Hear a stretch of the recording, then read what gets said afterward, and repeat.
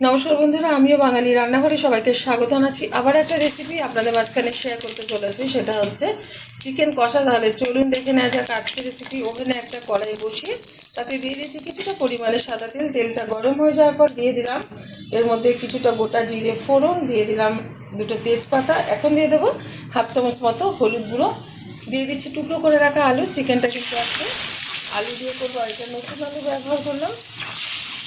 হালকাভাবে ভেজে নেবো। মাংসের আলু কিন্তু বেশি ভাজলে তার টেস্টটা অন্যরকম হয়ে যায়, তো সেই কারণে হালকাভাবে একটু আলুটা ভেজে নিচ্ছি।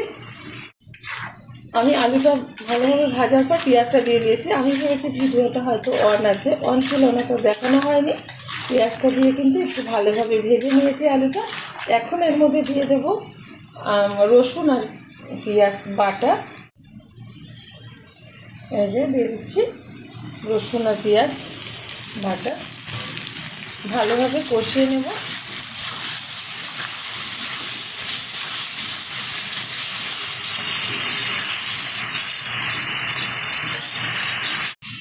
পেঁয়াজ আর রসুনটা ভালোভাবে আলুর সাথে আমি বেশ কিছুক্ষণ কষিয়ে নেওয়ার পর এখন এর মধ্যে দিয়ে দেবো জিরে আদা লঙ্কা একসাথে বেটে নিয়েছি, সেটা দিয়ে দিলাম।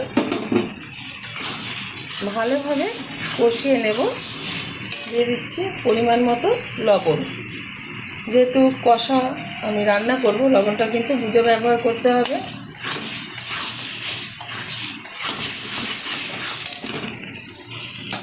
দিয়ে দেবো টুকরো করে রাখা অর্ধেক টমেটো। টমেটোটা অল্পই ব্যবহার করলাম, কারণ এখনকার টমেটো কিন্তু ভীষণ পরিমাণে টক।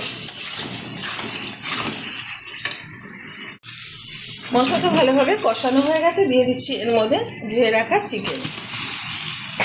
চিকেনটা এবার বেশ কিছুক্ষণ ধরে কষিয়ে নেবো। ভালোভাবে কষাতে হবে, যেহেতু কষা চিকেন, সেই কারণে কষিয়ে কষিয়ে কিন্তু এটা রান্না করতে হবে।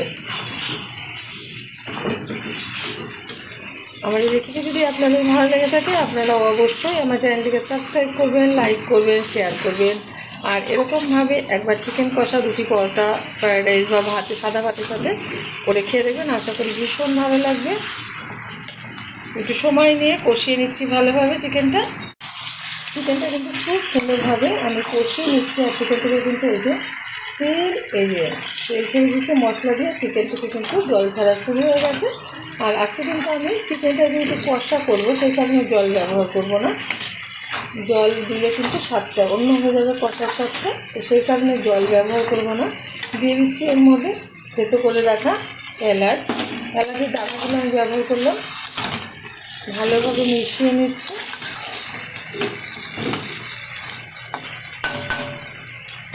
একদম লো আছে রান্না করে নেবো 25 মিনিট। ঢেকে দিচ্ছি, ঢাকনাটা খুলে দিচ্ছি।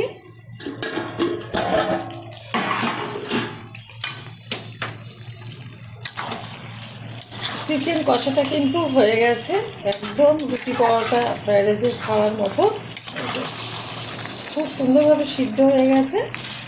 এখন নামিয়ে গরম গরম আমি সার্ভ করবো পরোটার সাথে। দেখা হবে পরের ভিডিওতে নতুন কোনো রেসিপি নিয়ে। ধন্যবাদ।